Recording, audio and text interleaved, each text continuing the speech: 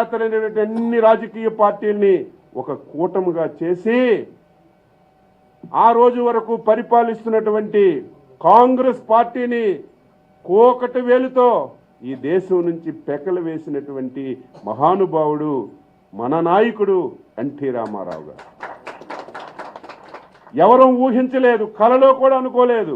ఈ దేశంలో ఎన్నో రాజకీయ పార్టీలు ఉన్నాయి, కానీ ఈ దేశానికి ఒక ప్రాంతీయ పార్టీ, అందులో ఎన్టీ రామారావు గారు పెట్టినటువంటి తెలుగుదేశం పార్టీ దేశ రాజధానిలో పార్లమెంటులో ప్రతిపక్ష పార్టీ పోషిస్తుందని ఎవ్వరూ ఊహించలేదు.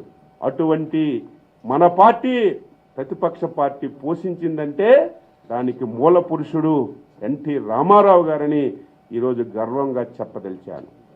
దానిని మన నాయకుడు ఎక్కడ ఏ సమంత తేడా లేకుండా ఎన్టీఆర్ ఆశయాలని పునకపుచ్చుకొని ఎక్కడ ఎన్టీఆర్ ఏ ఉద్దేశంతో పార్టీ పెట్టాడు, ఏ ఆశయంతో పార్టీ పెట్టాడు, ఏ వర్గాల గురించి పార్టీ పెట్టాడో ఆ వర్గాల గురించి, ఆయన ఆశయాల గురించి ఏ సమంత తేడా లేకుండా మన నాయకుడు శ్రీ నారా చంద్రబాబు నాయుడు గారు కొనసాగిస్తున్నారు.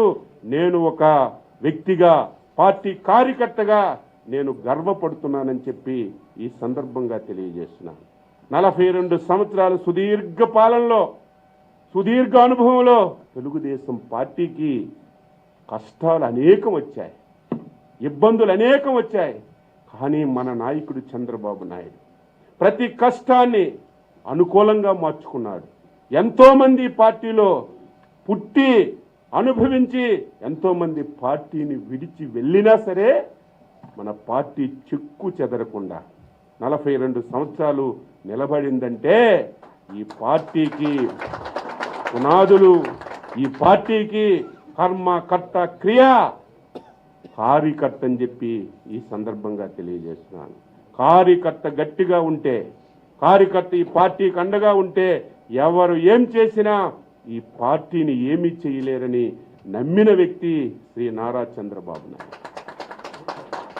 దానికి కొనసాగింపుగా మన యువ నాయకుడు శ్రీ నారా లోకేష్ బాబు గారు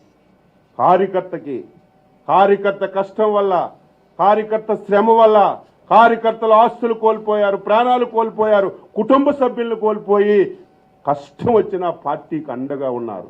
అటువంటి కార్యకర్తకి మనం సహాయ సహకారాలు అందించకపోతే మన జీవితం వ్యర్థమని ముందుకొచ్చి కార్యకర్తల గురించి పనిచేస్తున్నటువంటి వ్యక్తి యువ నాయకుడు శ్రీ నారా లోకేష్ బాబు గారు. కార్యకర్తల సంక్షేమ నిధి పెట్టాడు. ఈరోజు అంచెలంచెలుగా తెలుగుదేశం పార్టీ కుటుంబాన్ని పెంచాడు.